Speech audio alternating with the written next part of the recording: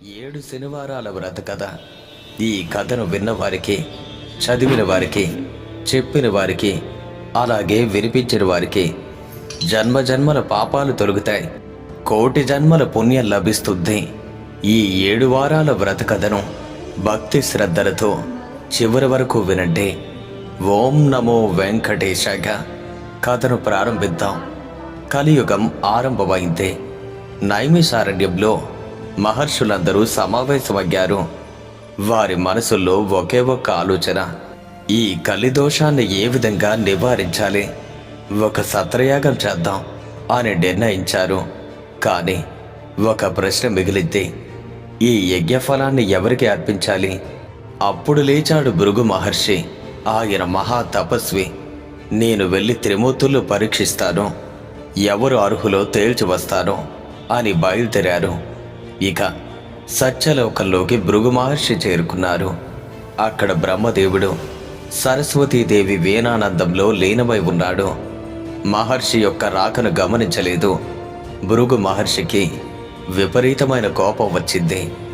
ఆగ్రహంతో రగిలిపోయాడు. సృష్టికర్తమని అహంకరిస్తున్నావా? నన్ను గుర్తించలేదా? నిన్ను శపిస్తున్నాను బ్రహ్మదేవ.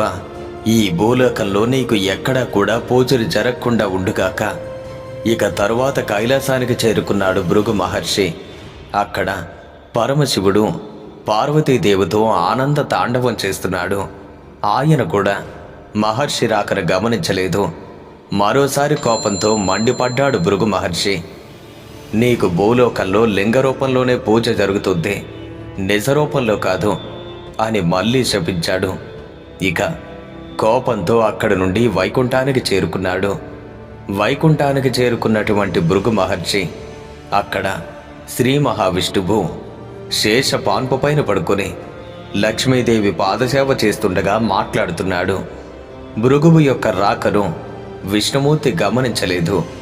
ఈసారి భృగు మహర్షి తన సహనాన్ని కోల్పోయాడు.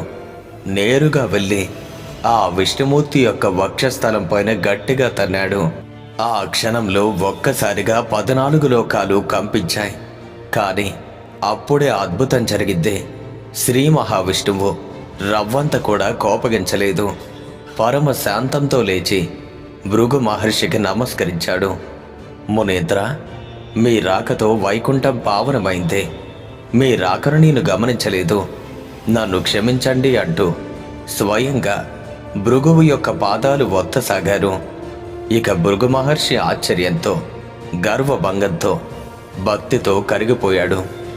దేవదేవ, మీ వంటి సత్వగుణ సంపన్నులు 14 లోకాల్లోనూ లేరు. మీరే యజ్ఞఫలానికి అర్హులు.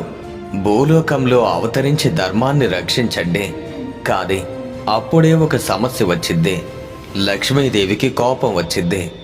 ఎందుకంటే శ్రీహరి యొక్క వక్షస్థలమే నా నివాసం. దాన్ని ఒక ముని తన్నాడు.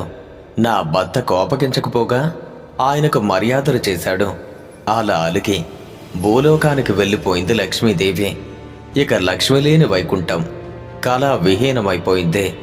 ఆమెను వెతుక్కుంటూ విష్ణుమూర్తి స్వయంగా భూలోకానికి బయలుదేరాడు. అదే సమయంలో భూదేవి వచ్చింది.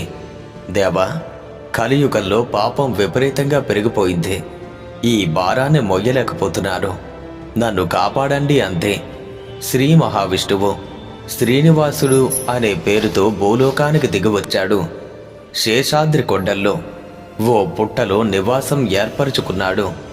ఇక అదే సమయంలో ఆకాశరాజు అనే మహారాజు సంతానం లేక పుత్రకామేష్టి చెయ్యబోతూ భూమిని దున్నిస్తుండగా ఒక బంగారు పెట్టె బయటపడింది. దాన్ని తెరిచి చూస్తే మహాలక్ష్మి కలతో ఒక దివ్యమైన బాలిక. ఆకాశరాజు ఎంతగానో సంతోషించాడు. ఆ బాలికకు పద్మావతి అనే నామకరణం చేసి అల్లారు ముద్దుగా పెంచాడు. యుక్త వయసు వచ్చిన పద్మావతి ఒకరోజు శ్రీనివాసుని చూసి మోహించింది. ఆకాశరాజు శ్రీనివాసుని యొక్క తేజస్సును చూసి ఈయనే శ్రీ మహావిష్ణువు అని గ్రహించి పద్మావతీదేవిని ఇచ్చి వివాహం చేశాడు. శ్రీనివాసుడు వెంకటేశ్వరుడు అనే నామంతో తిరుమల శిఖరాలపైన కలియుగాంతం వరకు నివసించాలని నిర్ణయించుకున్నారు. తొండమాన్ చక్రవర్తి అనే రాజు ఆ స్వామికి అద్భుతమైన ఆలయాన్ని నిర్మించాడు. ఇక అప్పటి నుండి నేటి వరకు శ్రీ వెంకటేశ్వరుడు భక్తులకు ఓ కల్పవృక్షంలా కొలువై ఉన్నారు. సౌనకాది మునులు సూతుణ్ణి అడిగారు, శ్రీనివాసుని అనుగ్రహం పొందిన భక్తుల కథను కూడా మాకు చెప్పండి అని. ఇక సూత మహర్షి ఈ విధంగా చెప్పసాగాడు. తిరుపతికి సమీపంలో ఒక చిన్న పల్లె ఉంది. అక్కడ భీముడు అనే కుమ్మరివాడు ఉండేవాడు. అతను చాలా పేదవాడు, కానీ భక్తిలో అపార ధనవంతుడు. ఉదయం నుండి సాయంత్రం వరకు కొండలు చేస్తూనే వెంకటేశ వెంకటేశ అని నామస్మరణ చేస్తూ ఉండేవాడు. ఆలయానికి వెళ్ళే సమయం లేదు. పూజకు కనీసం పుష్పాలు కొనే డబ్బు కూడా లేదు. అందుకు ఏం చేశాడంటే తన పనిచేసే చోట స్వామివారి ప్రతిమను పెట్టుకున్నాడు. చేతికి అంటిన మట్టిని దానితోనే పువ్వుగా చేసి భక్తితో ఆ స్వామికి సమర్పించేవాడు. ఆ విధంగా ఆ గుమ్మరివాడు శ్రీ వెంకటేశ్వరుడికి నిత్య పూజ చేసేవాడు. అదే సమయంలో తొండమాన్ చక్రవర్తి ప్రతిరోజు వెంకటాచలానికి వెళ్ళి బంగారు పువ్వులతో స్వామివారిని అర్చించేవారు. కానీ కొంతకాలానికి అతనిలోని అహంకారం బాగా పెరిగింది.